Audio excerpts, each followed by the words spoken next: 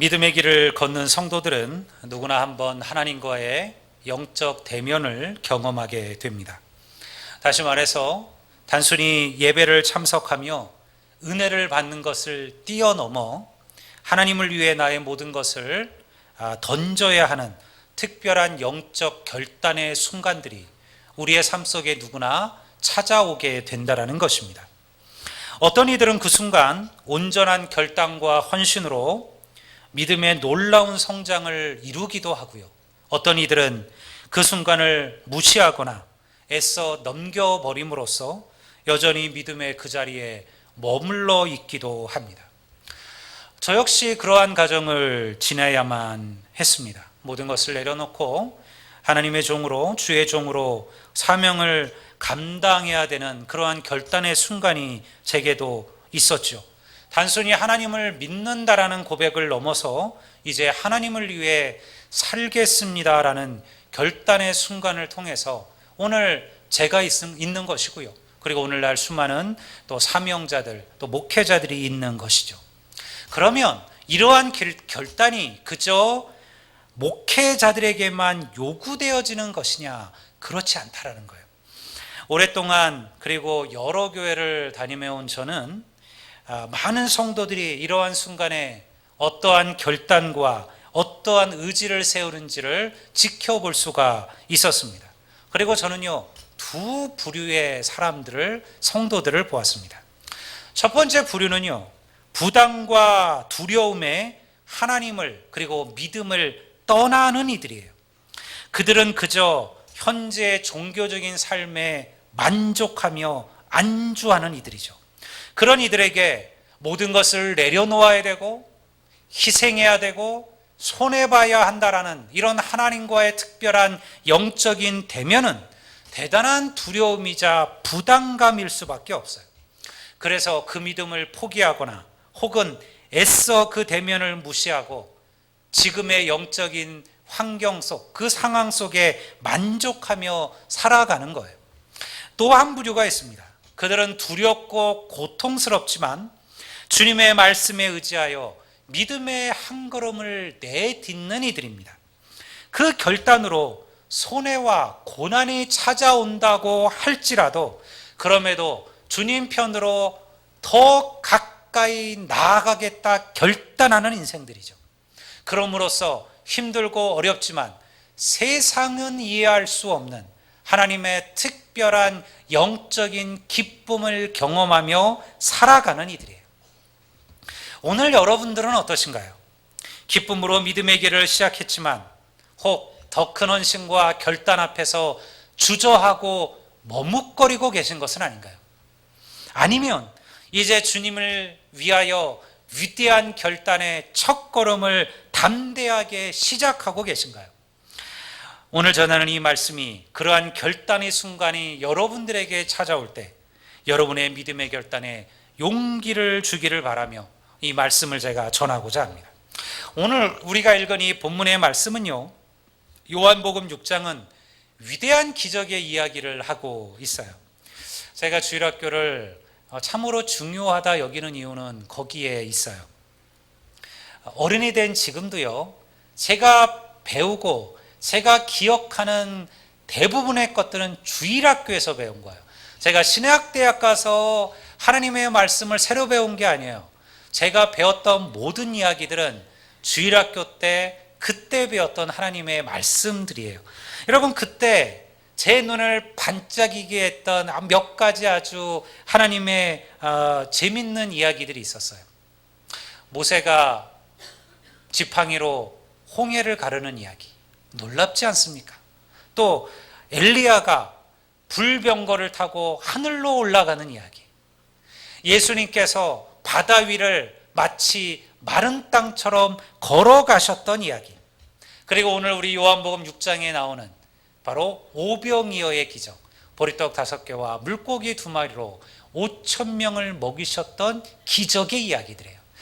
어린 시절에 이런 이야기를 들으면요, 신기하고 놀라웠어요. 요즘 애들은 좀 다른 것 같아요. 너무 빨리 성숙하고 너무 빨리 애들이 자라서 그런지 모르겠는데요, 요즘 선생님들이 주일학교에서 이런 얘기를 하기 참 어렵다 그래요. 그런 얘기 하면요, 아이들이 잘 안 믿는데요. 에이, 선생님, 그 말도 안 되는 얘기를 하고 계시냐고. 주일학교 아이들이 그런 시대를 우리가 살아가죠. 근데 성경은 이런 위대한 믿음의 이야기를 기록합니다. 그러니 여러분의 자녀들과 손자와 손녀들에게 주의 말씀을 가르치십시오. 때가 되면 나이가 들어도 그 아이들이 절대 믿음의 길을 떠나지 않게 될 것임을 믿습니다. 하나님의 축복 속에 그들이 살아가게 될 것임을 믿습니다. 오병이어의 기적이 일어났습니다. 그것을 본 무리들이 깜짝 놀랐어요. 그리고 흥분했습니다. 이러한 기적을 베푸시는 예수가 만약 그들의 왕이 되기만 한다면 세상이 달라질 것이라고 믿었어요. 그렇지 않겠습니까? 그들이 땀 흘리고 수고하고 노력하지 않아도요, 보리떡 5개와 물고기 2마리로 5,000명을 먹이신 예수님께서, 돌을 떡으로 만들 수 있는 그런 예수님께서 왕이 되시면 모든 문제가 다 해결되지 않겠습니까? 세상에 이런 왕이 어디에 있을까요? 그래서 그들이 어떻게 했습니까? 우리가 6장 15절을 보면요, 이렇게 기록되어져 있습니다. 그러므로 예수께서 그들이 와서 자기를 억지로 붙들어 임금으로 삼으려는 줄 아시고 다시 혼자 산으로 떠나 가시니라. 이게 무슨 말입니까? 예수님께서 그들의 배를 채우고 그들의 피로를 해결해 주었을 때는요, 수많은 이들이 예수님을 따랐어요. 당시에 이스라엘 백성들이 예수님을 왕으로 삼으려고 했던 이유는 그들이 예수님을 자신들의 죄로부터 자기를 구원하실 그러한 메시아로 인정해서가 아니에요. 그 예수가 자기들에게 세상적인 복을 가져다 줄 것이라 믿었기 때문이죠. 그 예수가 그들의 배를 배부르게 하고 세상 사는 즐거움을 누리게 해줄 것이라 믿었다라는 거예요. 그래서 그들이 예수님을 따라다니기 시작했어요. 그런데요, 6장 후반에 들어서면서 분위기가 달라지기 시작합니다. 예수님께서 모인 이들에게 장차 그가 겪으실 십자가에 대한 말씀을 시작하십니다. 자신을 뭐라고 말씀하셨어요? 나는 하나님, 하늘에서 내려온 하나님의 아들이며 나는 하늘에 있는 살아있는 생명의 떡이라, 이렇게 말씀하셨어요. 우리가 51절을 한번 다 같이 한번 읽어보겠습니다. 우리 한 목소리로 다 같이 읽겠습니다. 나는 하늘에서 내려온 살아있는 떡이니 사람이 이 떡을 먹으면 영생하리라. 내가 줄 떡은 곧 세상의 생명을 위한 내 살이니라 하시니라. 우리가 성찬식을 할 때 이것은 너희를 위하여 찢기는 내 몸이니 내 살이니 받아 먹으라. 여러분들, 제가 했던 이 말씀을 기억하실 겁니다. 바로 이 말씀이죠. 이제 십자가에서 온 인류의 죄를 대속하기 위하여 자기의 몸을 찢기시고 자기의 피를 흘리실 예수의 십자가에 대한 말씀을 지금 예수님께서 하고 계시는 거죠. 고난의 말씀이고 희생의 말씀이에요. 너희도 내 살을 먹고 내 피를 마시라. 이게 무슨 말이에요? 너희도 나의 고난과 희생에 참여하는 자가 되라는 말씀이에요. 이 말을 들은 이스라엘 백성들이 어찌 했을까요? 조금 전까지 오병이어의 기적을 보며 흥분하여 주님을 왕으로 삼자고 떠들던 이들이 한순간에 조용해졌어요. 왜냐면요, 그들이 원했던 떡은 세상의 떡이지 하늘의 떡이 아니었다는 거예요. 그들은요, 예수님과 함께 영광의 길을 걷는 것은 원했지만요, 예수님과 함께 고난의 길, 가시밭길을 걷는 것은 원치 않았어요. 그것이 바로 이 66절이에요. 어떤 결과가 일어납니까? 60절을 보면 이렇게 기록되어져 있습니다. 그때부터 그의 제자 중에서 많은 사람이 떠나가고 다시 그와 함께 다니지 아니하더라. 주님을 따르던 수많은 제자들이 있었지만요, 십자가를 대면하자 그들의 마음이, 그들의 생각이 달라졌다는 거예요. 많은 이들이 주님을 위한 위대한 결단의 순간에 결국 주님을 떠나가곤 합니다. 오늘날 교회에 많은 이들이 찾아옵니다. 마음이 무겁고 또 삶이 힘들고 그리고 여러 가지 상처와 아픔으로 위로받고 참으로 쉴 만한 곳이 필요해서 믿음을 시작하는 이들이 있어요. 어떤 이들은 사람들의 인맥을 얻기 위하여 혹은 물질적인 이익을 위하여, 혹은 친교의 모임을 위하여 교회를 찾는 이들도 있어요. 좋아요. 어떤 이유이든지 간에 하나님께 나온 것은 칭찬받을 만한 일이고 좋은 일이에요. 문제는요, 거기에 머물러 계시면 안 된다라는 거예요. 많은 이들이 교회가 그리고 믿음이 그들의 필요를 채워줄 때는 그들도 예수님을 자기의 왕으로 인정합니다. 하지만 어느 순간 신앙이, 교회가, 믿음이 그들을 불편하게 하고 부담스럽게 하기 시작합니다. 하나님을 향한 헌신을 요구합니다. 다른 이들을 섬기기 위해 나의 희생을 원합니다. 주를 위해 우리의 것들을 바치라고 말합니다. 대접받고 위로받고 사랑받는 것은 좋으나 누구를 대접하고 누구를 위로하고 그리고 누구를 용서하고 사랑하라는 주님 말씀 앞에는 고민하고 갈등하게 되는 거예요. 그리고 오늘 말씀처럼 주님을 떠나 다시는 그와 함께하지 않게 된다는 거예요. 저는 안타깝게도요, 이런 성도들을 너무너무 많이 봤어요. 하나님의 교회를 목회하면서 이런저런 이유로 시작했지만 그 순간을 이겨내고 하나님과의 대면의 결단에서 하나님께 한 걸음 더 나아가지 못하고 결국은요, 자신의 피로 자기의 이익이 끊어지고 나면 하나님을 떠나는 이들이 있더라는 거예요. 수많은 무리들이 예수님을 따랐지만요, 다 주님의 제자들은 아니었다라는 거예요. 주님의 제자가 된다는 것은 무엇입니까? 무리들의 믿음을 벗어나야 하는 거예요. 우리는 예수님을 따르는 무리가 될 수도 있고 예수님을 따르는 제자가 될 수도 있어요. 누가 제자일까요? 마가복음 8장 34절을 보면 이렇게 기록되어져 있어요. 여러분들도 한번 함께 속으로 읽어보시면 좋을 것 같아요.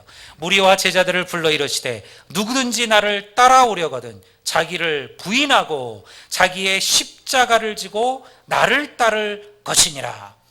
사랑하는 성도 여러분, 나의 필요와 만족을 위해 주님을 따르는 무리가 아니라 하나님의 사명, 하나님의 영광을 위해 주를 따르는 제자들이 되시기를 주의 이름으로 축원합니다.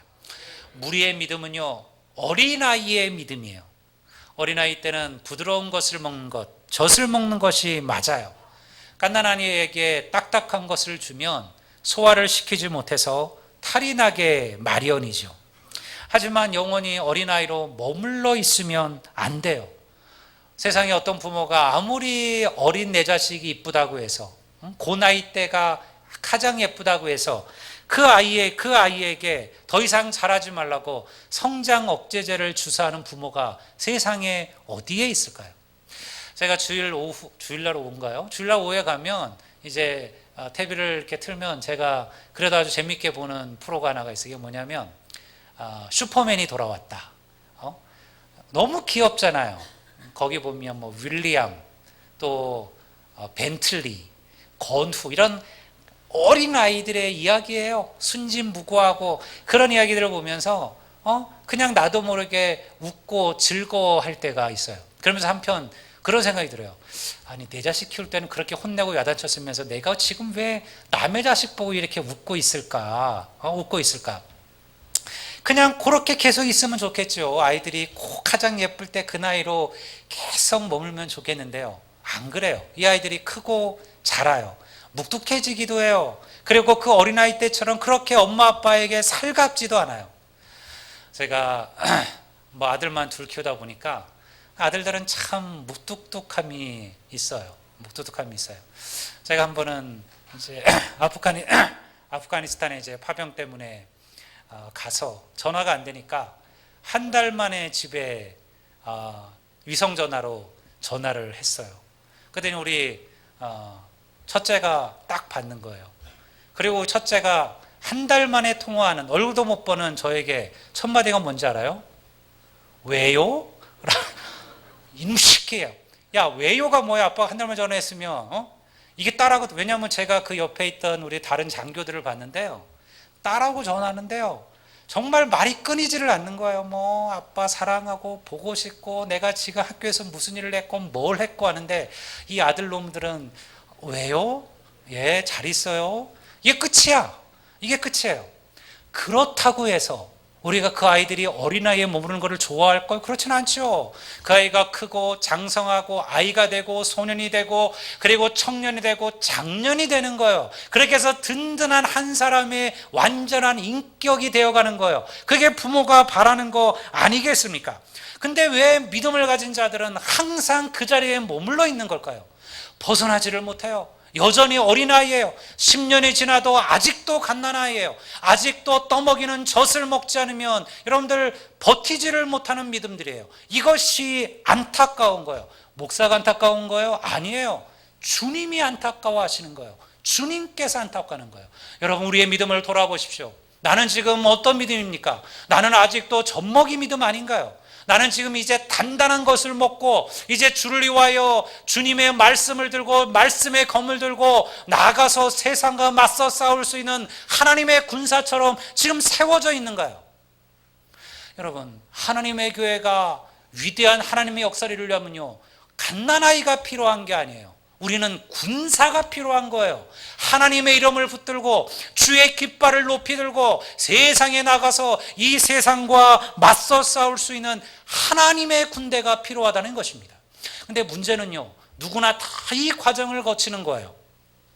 그러니 여러분, 오늘 여러분의 믿음이 어렵고 흔들리고 있다면요, 어쩌면 이것은요, 우리가 젖을 떼는 시간일 수도 있다라는 거예요. 젖대는 게 쉬운 일이 아니죠. 아이들이 어린아이에게 젖을 떼는 것은요, 쉬운 일이 아니에요. 근데 그것은 반드시 겪어야 되는 거예요. 하나님은 고난과 환난을 통해서 우리로 하여금 젖을 떼게 하는 거예요. 그래서 더욱더 온전히 하나님을 바라보게 만드는 것임을 믿습니다. 여러분, 우리의 믿음이 위대한 결단으로 세워져가는 인생들이 되기를 주의 이름으로 축원합니다. 그렇다면요, 이 젖먹이와 같은 우리의 믿음을 성장시키는 이 단단한 음식이 무엇일까요? 히브리서 5장 13절을 한번 보겠습니다. 여기는요, 이렇게 기록하고 있어요. 이는 젖을 먹는 자마다 어린아이니 의의 말씀을 경험하지 못한 자요. 왜 우리가 어린아이고 왜 우리가 여전히 젖 먹는 자냐? 뭘 경험하지 못해서요? 의의 말씀, 하나님의 말씀을 경험하지 못하기 때문에 아직도 젖먹이를 벗어나지 못한다는 거예요. 하나님의 말씀을 제대로 먹지 못하면요, 성도의 믿음은 자랄 수가 없습니다. 주님의 말씀으로 심령을 채울 때만 우리가 위대한 하나님과의 대면의 순간, 결단의 순간 옳은 것을 선택하는 자가 되는 거예요.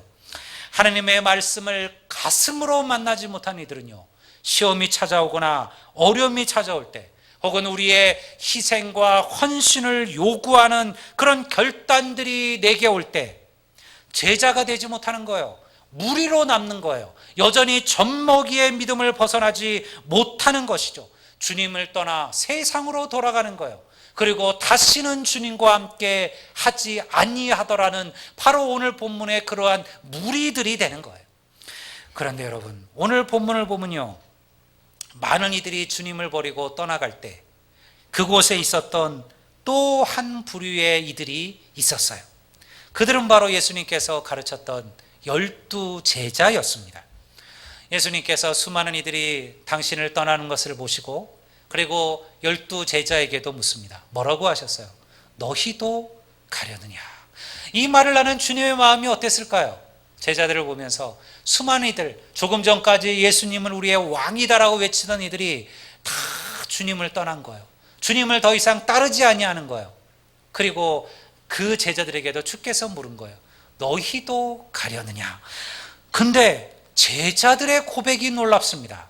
베드로의 고백이 놀라워요. 베드로가 이렇게 대답해요. 우리 68절 한번 읽어보겠습니다. 근데 그냥 읽지 마시고요, 여러분들이 베드로의 마음을 읽어보세요. 주님께서 이렇게 물었어요. 너희도 가려느냐? 그때 베드로가 이렇게 답했어요. 다 같이 한번 읽어보겠습니다.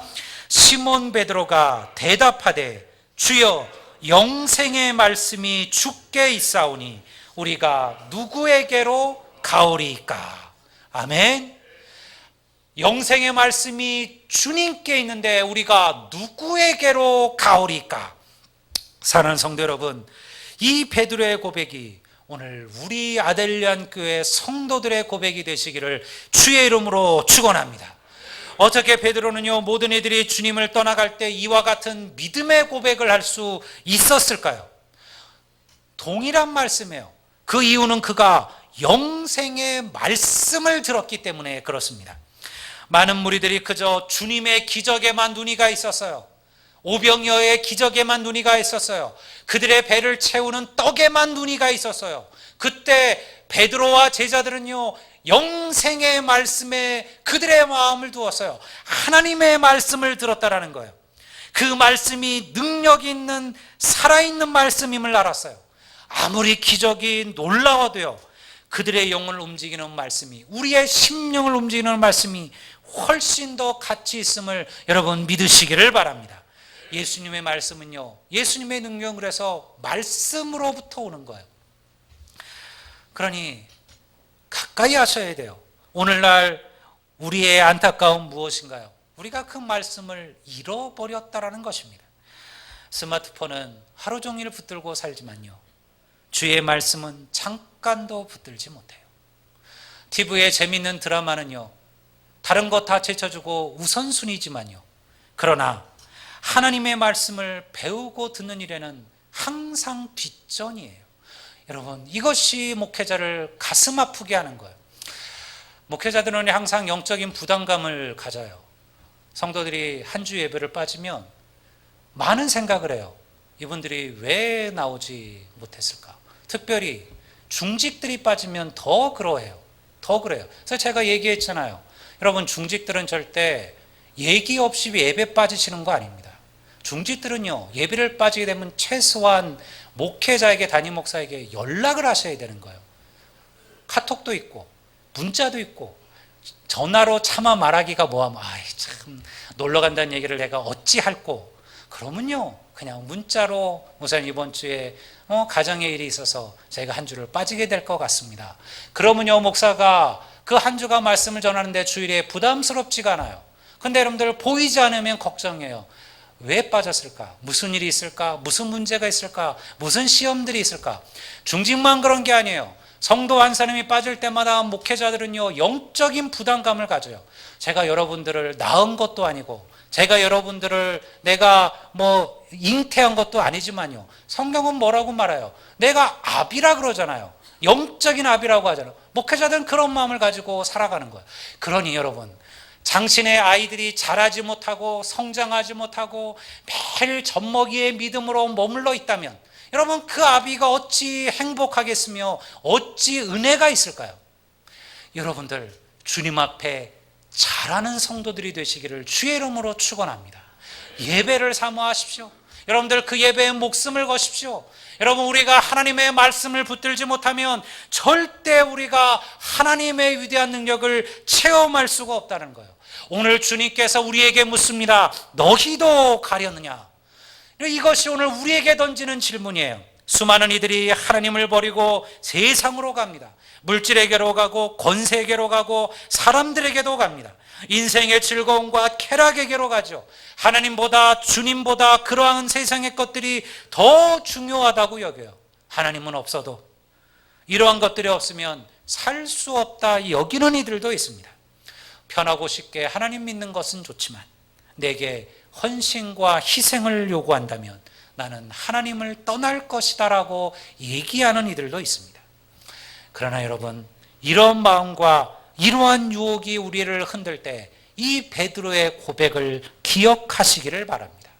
영생의 말씀이 주께 있사온데 우리가 누구에게로 가오리까? 여러분들은 이미 하나님께 콕긴 인생인 줄로 믿습니다. 여러분들 갈 데 없어요. 여러분들 예수님 떠나서 그냥 세상으로 가면 좋을 것 같죠? 내가 피곤하게 매일 예배 한번 안 나가면 목사님 또 잔소리도 스트레스 받고 주일날 내가 집에서도 설거지도 제대로 설거지는 하시겠죠.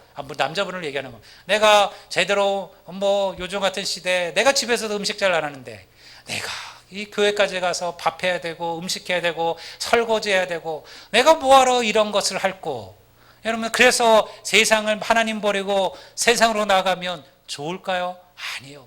저는 그렇게 떠났지만요 후회하고 낙심하고 낙담하는 인생들을 얼마나 많이 봤는지 몰라요. 여러분, 아무리 고달프고 아무리 어려워도 주님께 가까이 있는 것이 우리에게 축복인 줄을 믿습니다. 저는 한때 성경 읽으면서 하나님께서 왜 그렇게 다윗을 흡족히 여기셨을까 하는 의문이 있었어요. 여러분, 우리가 요즘 수요일날 성경 공부할 때 내가 다윗에 대한 얘기를 쭉 했잖아요. 과연 사울이 다윗보다 못한 사람이냐? 다윗이 사울보다 더 영적으로, 도덕적으로, 윤리적으로 괜찮은 사람이었느냐? 아니라는 거예요. 따지고 보면요, 사울보다 다윗이 더 무서운 죄를 저질렀어요. 더 흉악한 죄를 저질렀어요. 그럼에도 사울은 버림받았고요, 다윗은요 영원한 이스라엘의 왕으로 남게 되었어요. 왜 하나님께서 다윗을 이와 같이 흡족하고 사랑으로 여기셨을까? 그것은요, 제가 시편을 읽으면서 알게 됐어요. 시편 84편 10편에 보면요, 하나님을 가까이 하고자 하는 이 다윗의 열망을 하나님께서 기뻐하셨다는 것, 이렇게 고백하죠. 시편 84편 10편에서 주의 궁정에서 한 날이 다른 곳에서의 첫날보다 나은즉 악인의 장막에 사는 것보다 내 하나님 성전 문지기로 있는 것이 좋사오니. 여러분, 이것이 다윗이 언제 한 얘기예요? 그가 이스라엘의 왕이 돼서 한 얘기예요. 하나님, 내가 궁정의 왕으로 사는 것보다 나는 하나님의 성전, 그 성전을 지키는 문지기로 사는 것이 저는 더 좋습니다. 여러분, 우리가 세상에서 얼마나 대단한 인생을 살까요? 여러분들, 우리가 세상에서 남들이 부러워할 만한 인생의 길을 걸어갈 수 있습니다. 여러분들, 세상에서 대단한 자리에 살아갈 수도 있어요. 엄청난 직함과 명함을 가지고 있을 수도 있어요. 그런데 그것이 중요하지 않다라는 거예요. 여러분, 그 어떤 것보다 하나님을 가까이 하는 것, 주의 말씀을 가까이 하는 것, 이것이 우리의 축복인 줄로 믿습니다. 사랑하는 성도 여러분, 하나님의 전을 사모하십시오. 이곳에 영생의 말씀이 있습니다. 예배하는 일에 목숨을 거십시오. 이곳에 기쁨이 있어요. 주의 말씀을 듣고 읽고 배우는 일에 힘쓰십시오. 그 말씀이 여러분들을 환난과 고난 중에 능히 다시 일으켜 세우실 것임을 믿습니다. 하나님께 무리가 아니라 제자가 되십시오. 내게 주신 나의 십자가를 지십시오. 그 십자가를 두려워하지 마십시오. 벗어버리지 마십시오. 어렵다 생각하지 마십시오. 짐지는 것이 쉬운 일이 어디에 있을까요? 그러나 십자가는요, 벗으면 안 되는 거예요. 그것은 끝까지 지고 가는 거예요. 다 각자의 십자가가 있어요. 왜 제가 모를까요? 여러분들 인생 각자의 십자가를 지고 가요. 근데 그 십자가는요, 내가 지고 가야 되는 거예요. 그 십자가가 무겁고 힘들수록 우리가 누구를 바라보게 되는 거예요? 하나님을 바라보게 되는 거예요. 그래서 십자가가 우리에게 축복이라는 거예요. 여러분, 주님을 대면하는 것을 두려워하지 마십시오. 그리고 한 걸음 더 잘하십시오. 하나님 보시기에 이제는 젖먹이를 벗어나서 아이가 되십시오. 아이를 뛰어넘어서 청년이 되십시오. 청년을 뛰어넘어 위대한 하나님의 군사가 되십시오. 이러한 일들이 우리 가운데 나타나면 하나님께 우리 아들 양교회를, 우리 교회 안에 위대한 부흥을 일으켜 주시고 우리를 교회를 통하여 수많은 심령과 영혼들이 하나님께로 돌아오는 놀라운 역사가 우리 가운데 나타나게 될 줄을 믿습니다. 우리 다 같이 자리에서 일어나시겠습니다. 오늘 시간 우리 말씀들을 기억하며 우리 함께